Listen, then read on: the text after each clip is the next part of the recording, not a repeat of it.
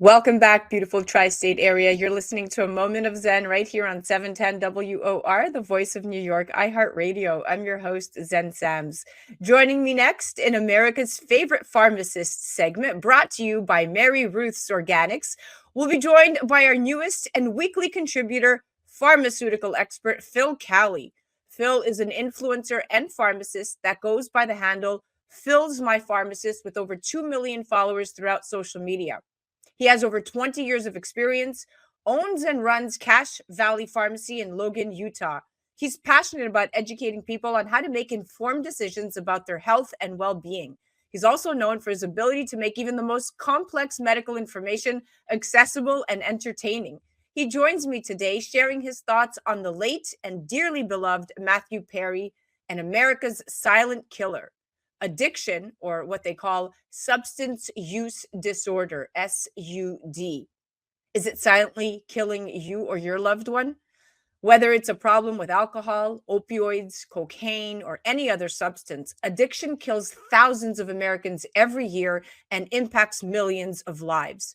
Addiction, or SUD, is a chronic mental health condition because it affects the brain's normal functions, and SUD compels someone to repeatedly use substances or engage in behaviors even though they have harmful consequences.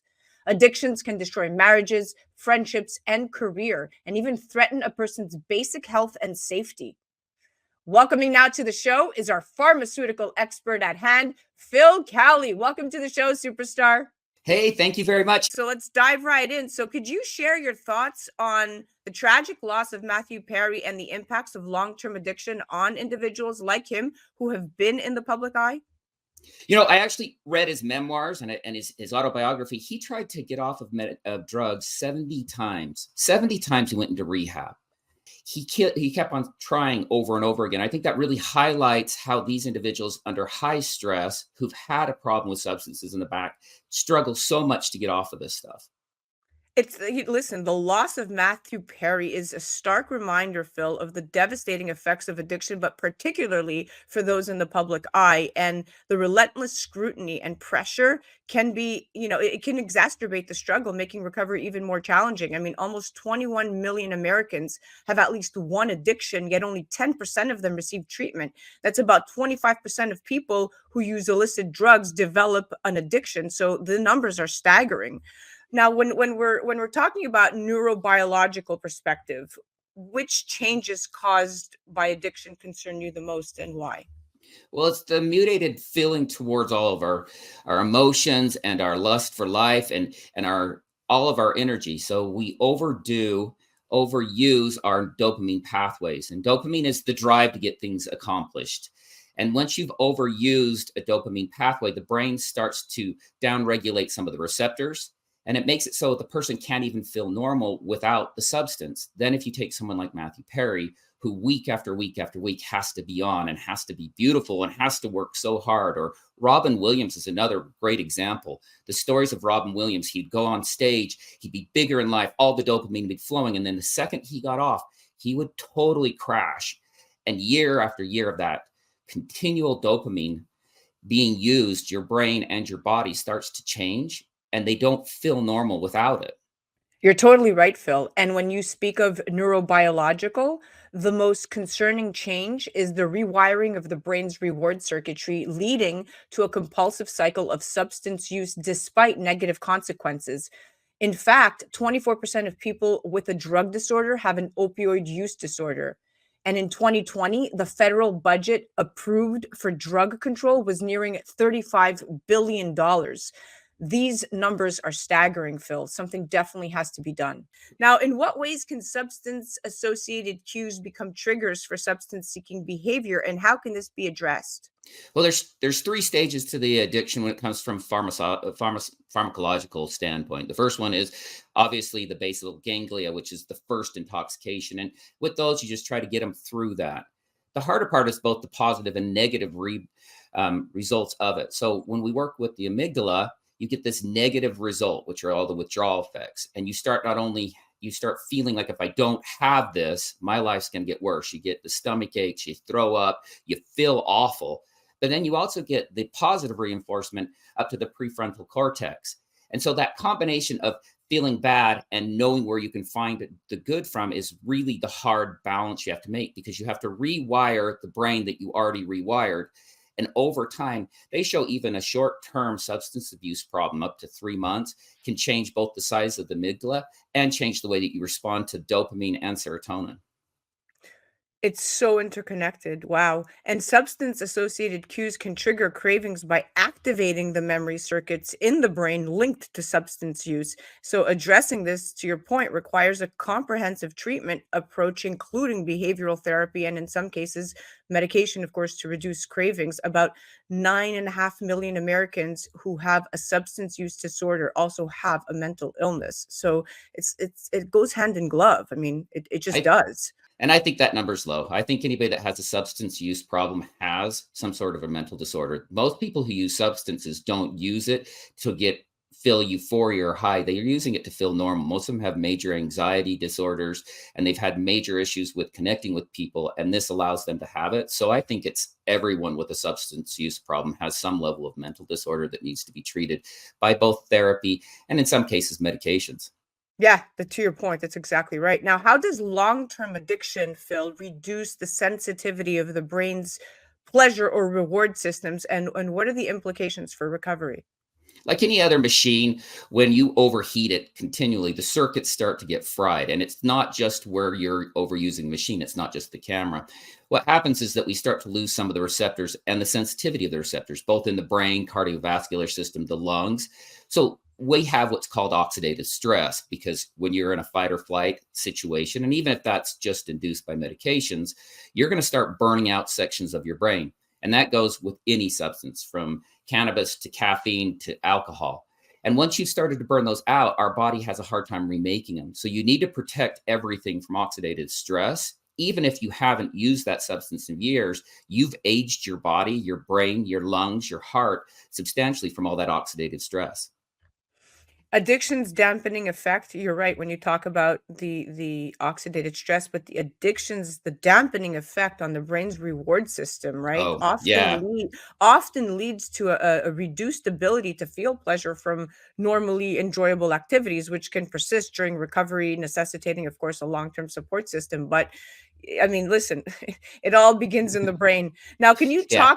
can you talk about, since we're talking about being proactive here and talking about how to put our best foot forward in such a dark area. Could you talk about the potential benefits of olive extract and Mary Ruth's antioxidants for someone recovering from addiction? Because I know you're a big fan. Yeah, I'm a big fan of all the olives and the olive extracts, because they allow to help protect any of the epithelial tissue that you find inside of, like, your cardiac tissue, your lungs. It helps even with some of the skin effects, because although you talk about Matthew Perry, and Matthew Perry, he actually quit using drugs because he had such a dampening effect. He wasn't getting anything out of it anymore. And that's a very complicated component to fix from that dampening effect. He wasn't feeling anything from anything, and it just got to the point where he just quit using it. That takes such a long period of time. When you add olive extract, though, it helps protect your cardiovascular system and your lungs. You'll find a lot of the people who were addicted for long periods, they're dying early of heart attacks, they're dying early of strokes, they're dying early of asthma-related effects. So it's really important that we're treating the whole body. And the olive extract, especially the stuff from a really good source like Mary Ruth Organics that's made here in the United States, will help that oxidative stress throughout the body while you're working so carefully to try to get your brain right. I couldn't agree more. Olive extract and antioxidants, like particularly those from Mary Ruth's, without a doubt, may support recovery by combating oxidative stress and inflammation. Of course, inflammation, because that's common in long-term addiction. So that's an important one. Now, can you explain the heightened activation of brain stress systems due to addiction and how this affects an individual's well-being? Yeah, so when you have that huge push of dopamine, you're also looking for that massive release of both serotonin, epinephrine, norepinephrine. And we'd like to think that when we get this huge excitement that everybody's dancing and you're ready to act and go and the light goes on, that it would just stay in one place. But what we know is stress kills. And it doesn't matter if it's chemically induced stress that releases the epinephrine and norepinephrine, which then causes all the oxidative stress and all the changes in blood. But it can be chemically or naturally, that stress will always catch up to you. Without a doubt, addiction is going to lead to chronic stress responses, which not only worsen mental well-being, but also have, deleterious effects on physical health, increasing the risk of various diseases. So, yeah, you're right. I mean, you're the expert, but I'm totally agreeing. Now, can you recommend any specific supplements or supportive measures from brands like Mary Ruth, but not specific to them, that could assist in recovery from addiction? So I'm a big fan of supporting our bodies because our bodies are going to get back to normal. And the more that we can support our bodies with the building blocks it needs to build norepinephrine and serotonin and dopamine, things like L-theanine and L-tyrosine, which are just a couple of amino acids. When you overload those, that gives the body all the chance that they need to. And then a little bit of velvet bean. I really do like velvet bean. It helps with the dopamine peripherally, which then in turn will help with inside the brain. And then ashwagandha. Ashwagandha is really a great one because there's the addiction potential is almost zero, but it seems to help people who have been through alcohol or any other substance. They helps them sleep at night, and sleep is really killer on these guys. If they can't sleep, man, the monsters come out at night and it kind of destroys them. So that extra help with the ashwagandha to help them sleep a little bit more has the calming effect, and some of the positive effects it has on the brain are some of my very favorite to use. And that helps them augment the therapy and the family love that it takes to get through everything. I'm definitely going to check those out. I always knew the basic supplements that support brain health, such as, omega-3 fatty acids and amino acids like L-tyrosine and B vitamins. Those typically I knew would assist in the recovery process by supporting the neurotransmitter function and reducing oxidative stress. But what you just said is next level. It's a very holistic approach. And I'm definitely going to resort to some of those. Now, what role do executive control systems in the brain, Phil, play in addiction, and how does addiction impair their functioning? So Matthew Perry, when he was talking about his autobiography, he actually said that they used an opiate on his gums when he was a child to help get rid of pain. So let's look at that one example.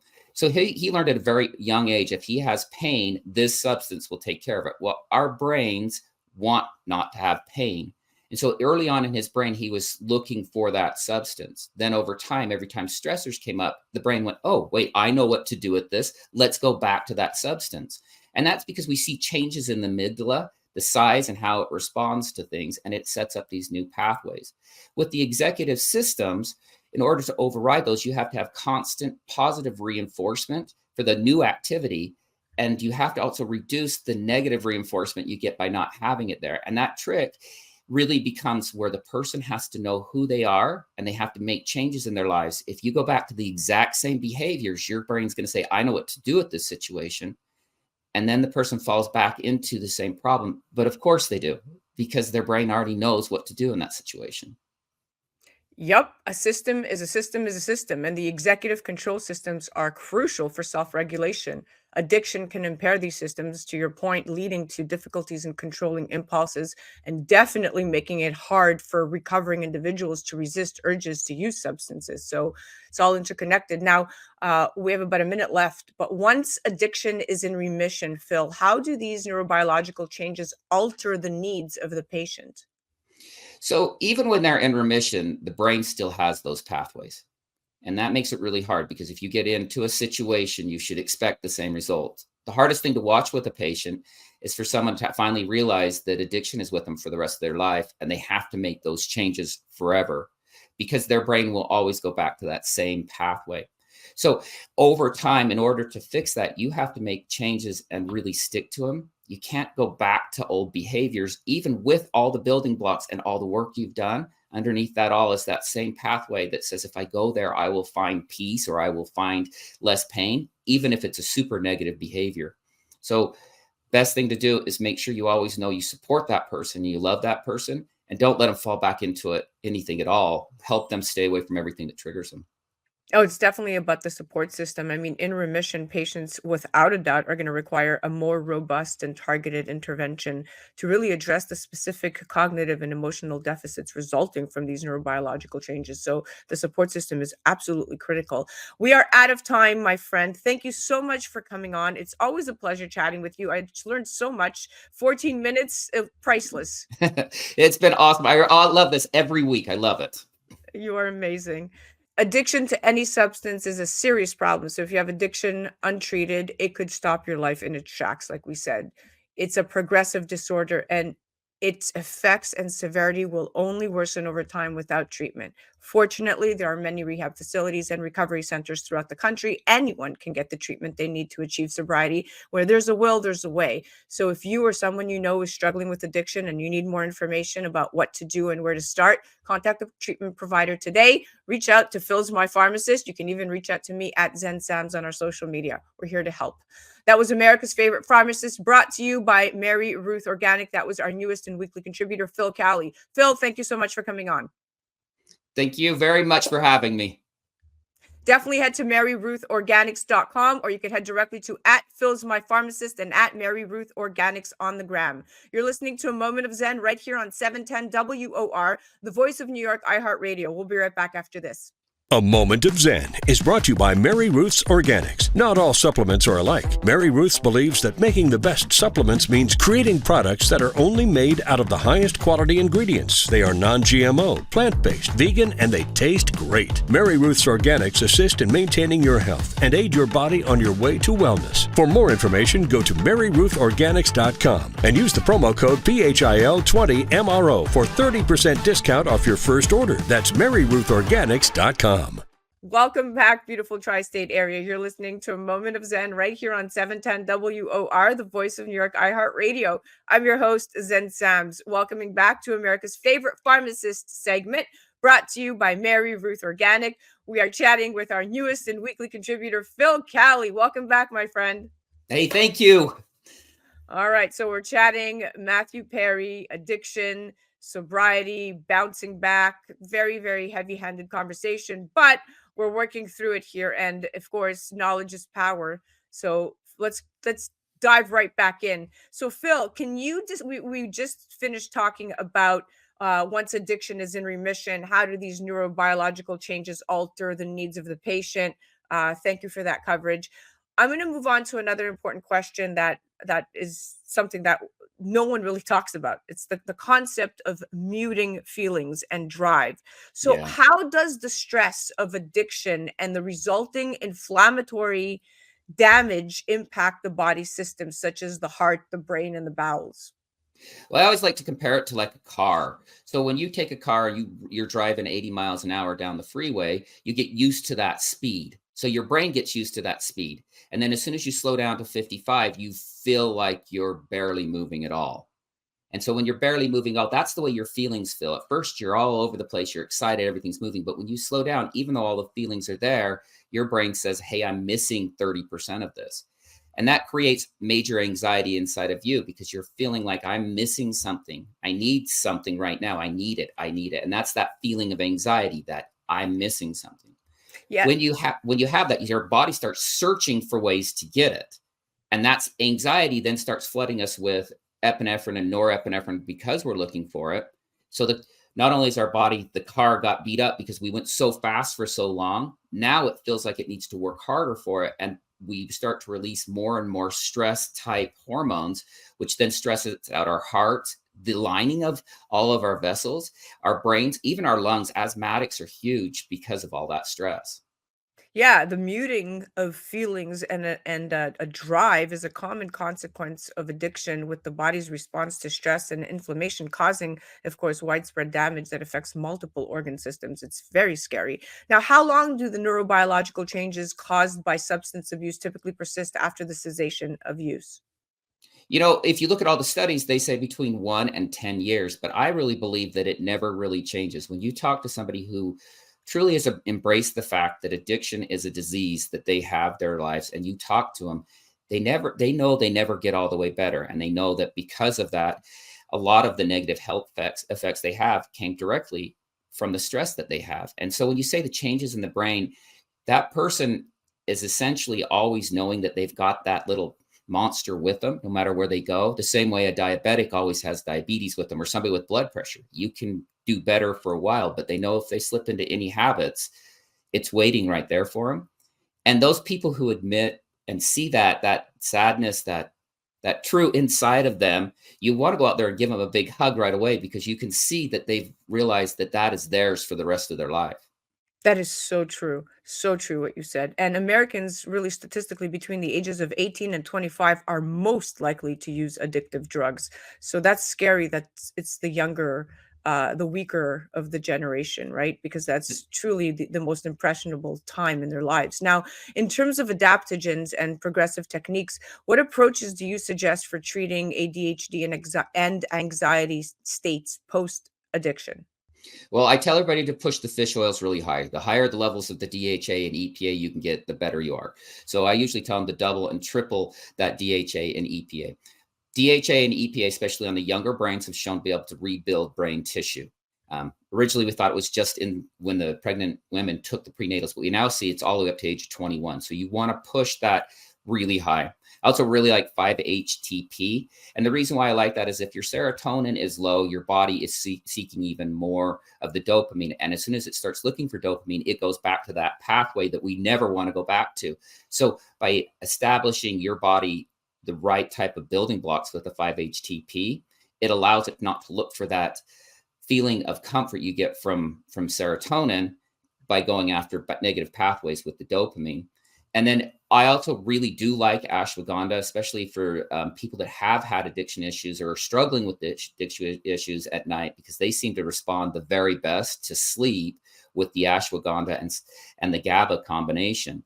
And so you can tell what's going on or what type of insomnia they have by how they respond. And it seems like that high level of anxiety, ashwagandha helps a lot.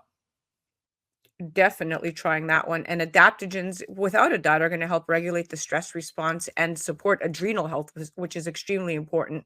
And of course, it's going to be beneficial in treating ADHD and even anxiety related symptoms post Right. addiction. So definitely on top of that one. We have two more questions here, a couple of minutes left. How should one approach the rehabilitation of brain chemistry and the overall care of the body after the prolonged stress response caused by addiction? So if you buy a car that's been used as a rental, you know it's been driven hard. So you make sure you do all of the normal upkeep with it. Somebody who's been through addiction is like buying a car that's been through a rental program. You know that thing has just been driven into the dirt. So you need to make sure that you're supporting every part of that body in a higher amount. So starting early to think, how do I take care of my joints by using things like turmeric and making sure you're not overusing ibuprofen, because you're going to have a higher chance for arthritis. Taking care of your lungs by exercising regularly and making sure that your air's clean and that you make sure that your lungs are taken care of with some of the other supplements. But most importantly, it's that cardiovascular system. Addiction still kills people at about a 30% higher rate, even after they've gone into remission, because we've had so much oxidative stress on the cardiovascular system. And then because of that, high levels of stroke. So keep yourself in mind that if you've been through addictive processes, if you've been a high level of substance use, your heart probably needs some extra help. And so start treating yourself as though you already have a heart problem when it comes to supplements. That's where the olive oil comes in and the omega fatty acids, because more than likely the epithelial tissue, the lining of the very inside lining of all of your structures in there has been damaged, and you're at a high rate for throwing clots. Wow, wow, definitely awakening, eye-awakening stuff here because people are struggling right now. So you're speaking to a huge portion of America. Now, considering that Matthew Perry had family members who also struggled with addiction, in what ways does familial history impact the risk and treatment of addiction? My dad's got 6 brothers, so there's seven boys in that family. And my mom has 3 siblings. 5 of my dad's siblings are very heavy drinkers. And then on my mom's siblings, all 3 of her siblings have struggled with substance abuse. So I'm going to tell you what I told my kids. We don't get a chance in our family to try stuff. We have to stay away from it because we obviously have a predisposition for really liking substances, and that we have to figure out why they use those substances. So we watch very close. People's families who heavily use substances usually have high rates of anxiety and depression, and they're trying to self-treat. So not only do you want to look at the fact that they're responding in a way where they get very addicted very fast, it also usually means that there's a reason why all those family members are looking for it. And by treating that component, treating the whole patient, saying, okay, you're not the substance abuse problem, you're a mental health problem that's not being treated properly, you find a higher rate of success. And the earlier you do that with kids and family, the better success rate you have. Because if kids learn to treat themselves, that's where the problem is, because they don't have the life experience to say this is too far. Wow. Took that one to heart. Yeah, definitely know some people who have been affected. So you're speaking directly to the ethos of what the segment is about, but also to what most people are struggling with. Now, without a doubt, familial history of addiction can significantly increase the risk due to genetic and environmental factors, like you said. And of course, that's going to require a more tailored treatment approach that includes genetic counseling and family therapy, I would say. But for the most part, we just have to we just have to keep our eyes and ears open for our loved ones and be there to help people wean them off of addiction, or help them when they fall off the wagon. But Phil, thank you so much for coming on. It was a pleasure chatting with you. Yeah, I really appreciate being on here. I always say this is my one bit of advice for everybody: love them unconditionally, but don't trust them because they can't trust themselves. And that is, you take those two things hand in hand with someone with addiction. Without a doubt.